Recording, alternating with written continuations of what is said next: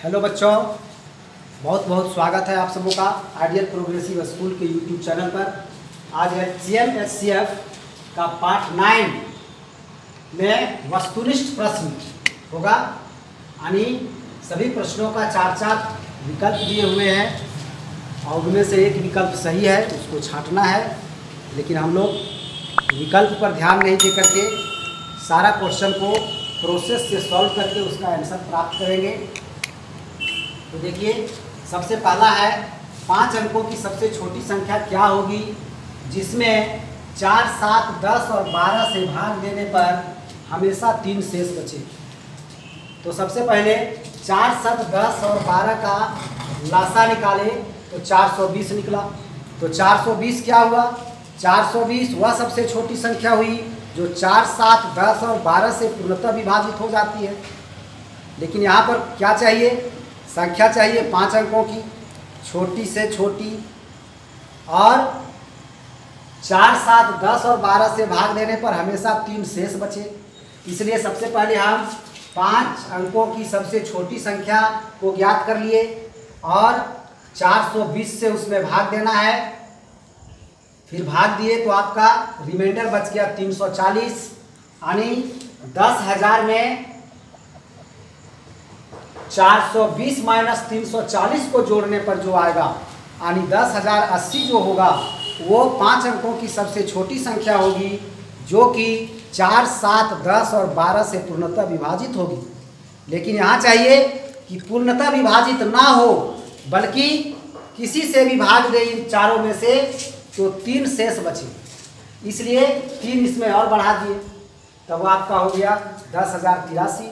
ये सारा क्वेश्चन आप बना चुके हैं प्रश्नावली में। वस्तुनिष्ठ प्रश्न में लगभग वही सब क्वेश्चन है जो आप प्रश्नावली में बना चुके हैं।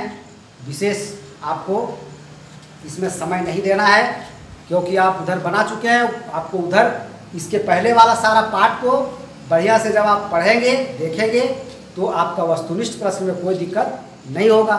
फिर अब देखते हैं 800 और 900 के बीच एक ऐसी संख्या क्या होगी जो 12, 16 और 18 से पूर्णतया विभाजित हो। ठीक है, वो संख्या होना चाहिए 800 और 900 के बीच। 800 और 900 के बीच कौन सी संख्या है जो 12, 16 और 18 से पूर्णतया विभाजित हो। तो सबसे पहले 12, 16 और 18 का लासा निकाले तो 144 हुआ। अब यहाँ पर हम 144 से 900 में भाग दिए हैं क्योंकि वो संख्या जो होगी वो कैसी होगी? 800 से बड़ी और 900 से छोटी। 800 और 900 के बीच चाहिए। तो यहाँ पर हम दोनों में भाग दे सकते थे, 800 में भी दे सकते थे 144 से भाग, और 900 में भी दे सकते थे। और रिमाइंडर आने के बाद अभिष्ट संख्या निकालने का दोनों का अलग अलग तरीका होगा। समझ गए? तो कैसे होगा? तो 900 में भाग दिए तो आपका रिमाइंडर आ गया 36। इसमें भाग देने की जो विधि है वो भाग दीजिए आप, लेकिन मेन मतलब है इनको रिमाइंडर से। 36 इसका रिमाइंडर आ गया तो अभिष्ट संख्या हो गया 900 माइनस 36, यानी 864। वो आ गया ना 800 और 900 के बीच।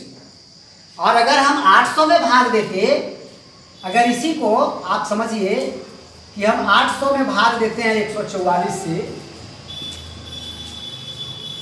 तो कितना बार में जाएगा? तब जाएगा 5 बार में। तो हो जाएगा आपका 4, 25,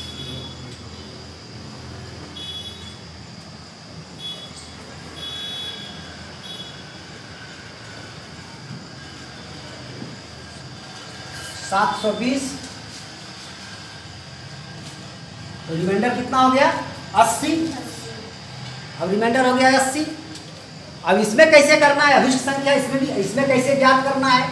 तो इसमें देखिए कैसे ज्ञात होगा। इसलिए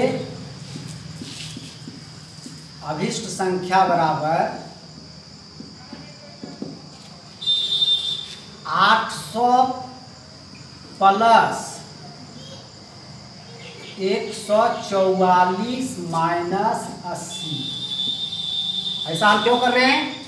क्योंकि अगर हम रिमाइंडर को माइनस कर देंगे तो ये हो जाएगा 720, जो 800 से नीचे हो जाएगा।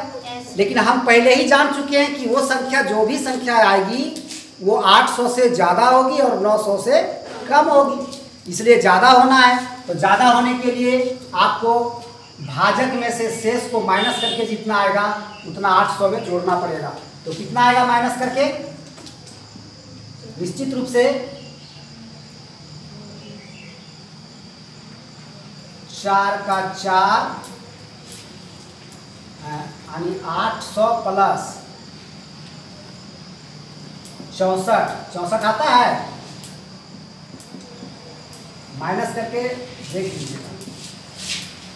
तो 864 आ गया इस तरह भी। तो एलसीएम निकालने के बाद आप इन दोनों में से कोई भी विधि अपना सकते हैं। अगर 900 में भाग देते हैं तो रिमाइंडर को माइनस कर दीजिए, ये आसान है। 800 में भाग देते हैं तो भाजक में से रिमाइंडर को माइनस करके जो आएगा वो 800 में आपको प्लस करना पड़ेगा। दोनों नियम है, यही काम हम लोग करते हैं जब छोटी से छोटी संख्या पूछा जाता है और बड़ी से बड़ी संख्या पूछा जाता है। 4 अंकों की, 5 अंकों की छोटी से छोटी संख्या जब पूछा जाता है तो एलसीएम निकाल करके पहले छोटी से छोटी संख्या में भाग देते हैं और फिर जो रिमाइंडर आता है उस रिमाइंडर को भाजक में से माइनस करके छोटी से छोटी संख्या में जोड़ देते हैं।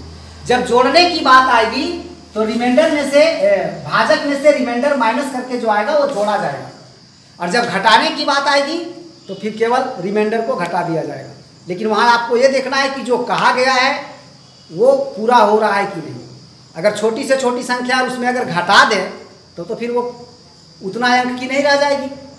5 अंक की छोटी से छोटी संख्या है, उसमें अगर हम और घटा देंगे, अगर एक भी घटा देंगे तो वो 4 अंक की संख्या बन जाएगी। इसलिए उस परिस्थिति में जोड़ना ही पड़ेगा, और जोड़ने के लिए हमको भाजक में से रिमाइंडर को माइनस करके और जोड़ना पड़ता है। नेक्स्ट है वह सबसे छोटी संख्या बताएं जिसमें 12, 15, 21, 36 और 48 से भाग देने पर हर हालत में 7 शेष बचे। तो पहले 12, 15, 21, 36, 48 का लासा ज्ञात किए तो आ गया 5040। हर हालत में 7 शेष बचना चाहिए, इसलिए अभिष्ट संख्या बराबर 5040 प्लस 7 5047। नेक्स्ट है 4 अंकों की बड़ी से बड़ी संख्या क्या होगी जिसमें यदि 7, 10, 15, 21 और 28 से भाग दे तो क्रमशः इतना इतना शेष बचे। यानी 7 से भाग दे तो 5 शेष बचे, 10 से भाग दे तो 8 शेष बचे, इस तरह का है। यानी यहाँ आप देख रहे हैं भाजक और शेष में 2 का अंतर हो रहा है हर जगह, जो कि यहाँ पर हम लिखे हैं 7 - 5 बराबर 2, 8 - 10 - 8 बराबर 2, इस तरह से करके सब जगह मतलब डिफरेंस जो है वो 2 आ रहा है। तो ठीक है, वो 2 को हम रखेंगे पहले, फिर 7, 10, 15, 21, 28 का लासा ज्ञात किए तो 420। 4 अंकों की बड़ी से बड़ी संख्या है 9999, तो भाग दिए 420 से तो रिमाइंडर आ गया 339। तो 9999 में अगर 339 माइनस करेंगे तब 4 अंकों की बड़ी से बड़ी संख्या आ जाएगी जो 7, 10, 15, 21 और 28 से पूरा विभाजित होगी। लेकिन पूरी विभाजित नहीं होना था, क्रमशः इतना इतना शेष बचना था। इसलिए जो भाजक और शेष का जो डिफरेंस है 2, वो 2 भी इसमें माइनस कर देंगे। यानी 9999 माइनस 339 और माइनस ए वाला 2 जो हर जगह में 2 आया है, तो आ गया 9658। नेक्स्ट है क्वेश्चन नंबर 5। क्वेश्चन नंबर 5 है वो सेम टू सेम आप इसी चैप्टर का प्रश्नावली में क्वेश्चन नंबर 27 को देखिए आप, ये और वो क्वेश्चन सेम है, उससे आप समझ लेंगे। क्वेश्चन नंबर 6 में आइए, 2 संख्याओं का लासा 48 मासा 8, पहली संख्या 16 तो दूसरी संख्या ज्ञात करना है।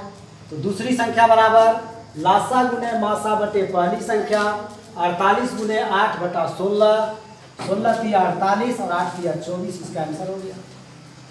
7 नंबर में है वह कौन सी सबसे बड़ी संख्या है जिससे 432, 534 और 398 को अगर भाग करें तो प्रत्येक दशा में समान शेष बचे। तो ज्ञात तो करना है HCF, लेकिन ऐसा क्वेश्चन भी आप पहले सॉल्व कर चुके हैं कई बार। यहाँ पर हम तीनों जो संख्याएं हैं उनका एक दूसरे से डिफरेंस ज्ञात करते हैं। तो सबसे छोटी संख्या तो 398, इसलिए 398 में किसी को भी माइनस नहीं कर सकते हैं। 534 में 432 को माइनस किए तो 102 हुआ, और 534 में से 398 को माइनस किए तो आपका 136 हुआ, और 432 में 398 को माइनस किए तो 34 हुआ। अब अभिष्ट संख्या जो होगी वो 102, 136 और 34 का जो मासा होगा वही होगा। तो मासा ज्ञात कर दिए 102, 136, 134 का, तो निकल गया 34। तो 34 इसका आंसर होगा, जबकि इसका विकल्प में जो दिया हुआ है वो गलत है। अब देखेंगे क्वेश्चन नंबर 8। क्वेश्चन नंबर 8 में वह छोटी से छोटी संख्या क्या होगी जिसमें 7, 10, 15, 21 और 28 से भाग दें तो क्रमशः 5, 8, 13, 19 और 26 शेष बचे। इस तरह का जो भी क्वेश्चन आएगा वहाँ पर आप देखिएगा प्रत्येक से भाग देने पर अलग अलग शेष बच रहा है, तो और सेम अगर डिफरेंस जो है वो सेम है भाजक और शेष में, तब फिर यही नियम लागू होता है। डिफरेंस हमेशा देख रहे हैं सेम है। 7 से भाग देंगे तो 5 शेष बचना चाहिए, तो 2 हो गया डिफरेंस। 10 से भाग देते हैं तो 8 शेष बचना चाहिए, तो यहाँ भी 2। इसी तरह से सब जगह 2 डिफरेंस है। तो 2 डिफरेंस जो है उसको आप रख लीजिए पहले। उसके बाद आप 7, 10, 15, 20 और 21, 28 का लासा ज्ञात किए तो 420 आया। अब 420 में से वो 2 माइनस कर देंगे तो फिर वही शेष बचने लगेगा जिस तरह से इसमें बोला है। इसलिए अभिष्ट संख्या बराबर 420 माइनस 2 बराबर 418। नेक्स्ट क्वेश्चन, 2 क्रमागत संख्याओं का मासा क्या होगा। इसमें विकल्प दिया हुआ है, दोनों संख्याओं का गुणनफल होगा, या 1 होगा, या उनमें से जो बड़ी संख्या है वो होगी, या उनमें से जो छोटी संख्या है वो। 2 क्रमागत संख्याओं का मासा, क्रमागत का मतलब लगातार, कहीं भी 2 लगातार संख्या ले लीजिए आप, 4, 5, चाहे तो फिर आप आगे चल जाइए 99 और 100, 105 और 106, कहीं का भी 2 क्रमागत संख्याओं का मासा हमेशा 1 होगा, 1 होगा। कहीं भी 2 क्रमागत संख्या आप ले लेंगे तो उनका मासा जो होगा वो 1 होता है। इसलिए इसका सही विकल्प ये होगा। सही विकल्प में निशान लगा देंगे। 10 में है, यदि a एवं b जुड़वा अभाज्य हो तो उनका लघुत्तम समापवर्त एवं महत्तम समापवर्तक का अनुपात क्या होगा। ठीक है, अगर a और b 2 जुड़वा अभाज्य संख्याएं हैं तो इनका लघुत्तम समापवर्त और महत्तम समापवर्तक का जो अनुपात होगा वो क्या होगा। तो सबसे पहले a और b का लघुत्तम क्या होगा और महत्तम क्या होगा। a और b दोनों जुड़वा अभाज्य हैं, तो जुड़वा अभाज्य संख्या किसको कहते हैं, जब 2 अभाज्य संख्याओं का अंतर 2 हो तो वो दोनों संख्याओं को जुड़वा अभाज्य संख्या कहते हैं। जैसे 3 और 5, 5 और 7, फिर 11 और 13, फिर 17 और 19।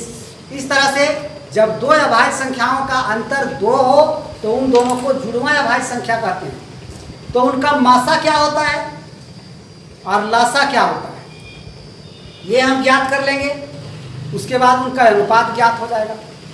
तो जब जुड़वा अभाज्य हैं तो उनका मासा जो होगा, मासा हमेशा 1 होगा। जुड़वा अभाज्य संख्या का भी 2 जुड़वा अभाज्य संख्याओं का मासा 1 होता है। जैसे उदाहरण के लिए आप 3 और 5 का ही निकाल के देख लीजिए, एक ही का टेस्ट करके देखिए कि कितना निकलता है। तो 3 और 5 का मासा 1 होता है, और 3 और 5 का लासा क्या होगा। 3 और 5 का लासा हो जाएगा 3 गुने 5, गुना करना पड़ेगा क्योंकि लगेगा नहीं, तो 15 हो जाएगा।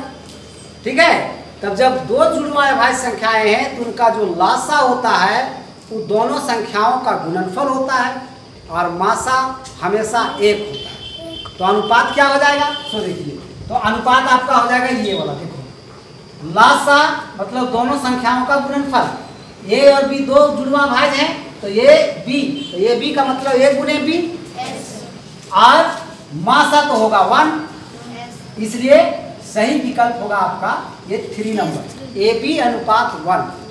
यानी लासा निकलेगा दोनों संख्याओं को गुना करने पर और मासा निकलेगा 1।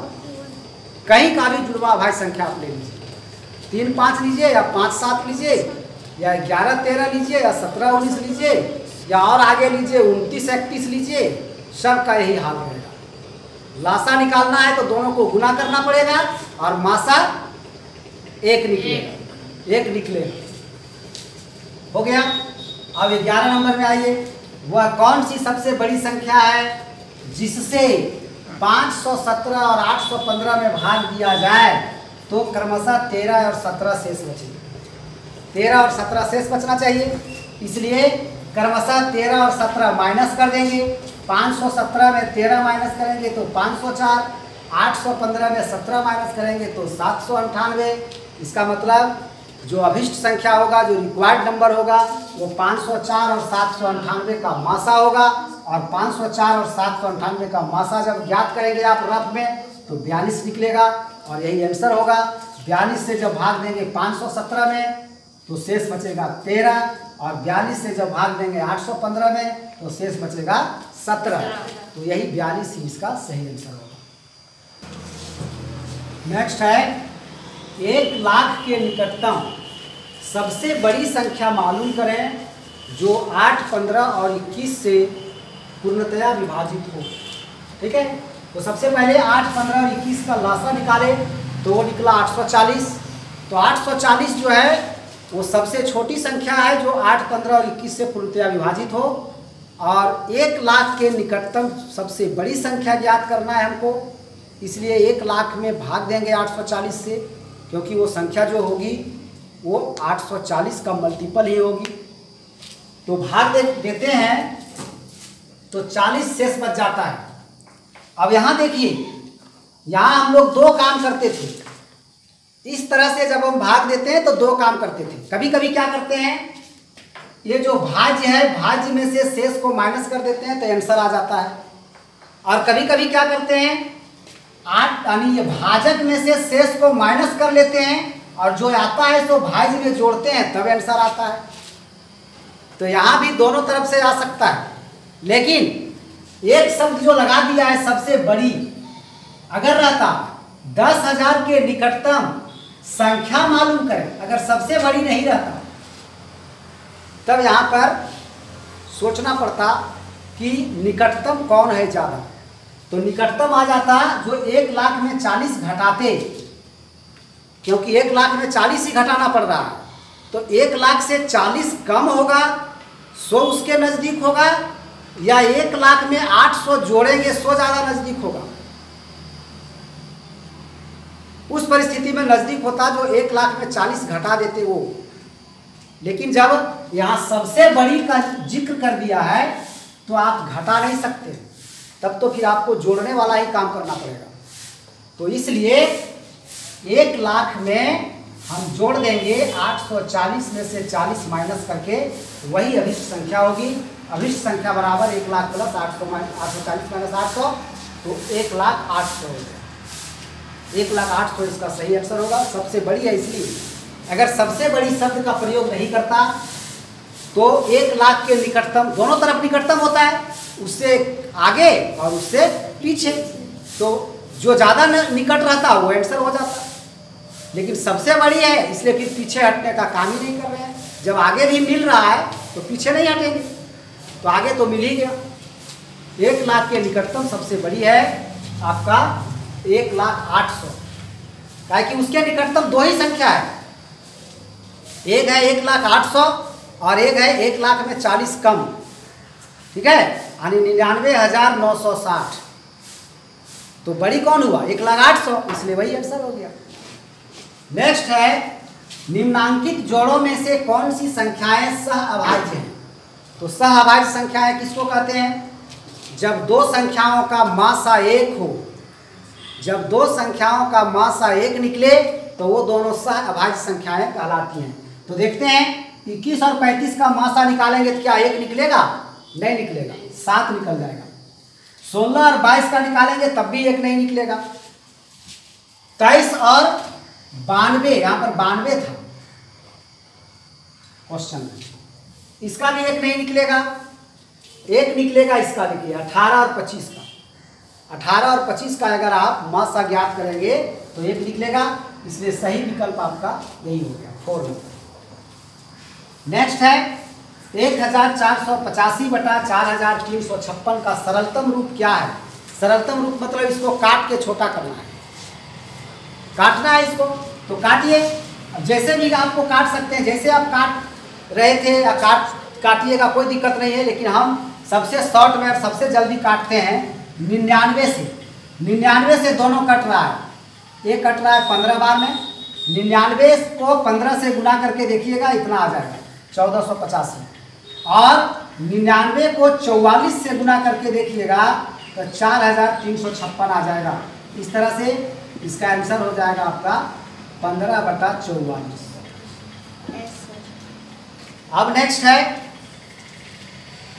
2 पर पावर 3, 3 का पावर 2, 5 का पावर 3, 7 का पावर 2 और 2 का पावर 2। और ये जो लिखा हुआ है आपका, इनका मासा क्या होगा। तो हम लोग अभाज्य गुणनखंड विधि से जब मासा निकालते हैं, अभाज्य गुणनखंड निकाल लिए, फिर उसका मासा निकालते हैं, तो क्या देखते हैं हम लोग देखते हैं कि जो तीनों में मिलता है उसी को हम लोग लेते हैं। तो पहले देखिए आप 2, तो 2 तीनों में है, इसमें है 2 3 बार। 2 का पावर 3 का मतलब क्या हुआ, 3 बार है। तो इसमें 3 बार है 2, और इसमें 2 बार है, और इसमें 1 बार है। तो तीनों में एक ही बार में मिल रहा है, तो 1 बार लेंगे उसको। 1 बार तीनों में मिल रहा है, बाकी किसी में ज़्यादा है तो रहने दो। लेकिन एक कम से कम 1 बार तीनों में मिल रहा है, इसलिए 1 बार लेंगे 2। तो 2 1 बार किसमें है, चारों ऑप्शन में से। यहाँ 3 बार दे दिया, यहाँ भी 3 बार दे दिया, यहाँ भी 3 बार दे दिया, यहाँ दिया 1 बार, इसलिए ये 4 नंबर मिल रहा है। फिर आगे भी देख लेते हैं, 3 और 5 को भी देख लेते हैं, और 7 को भी।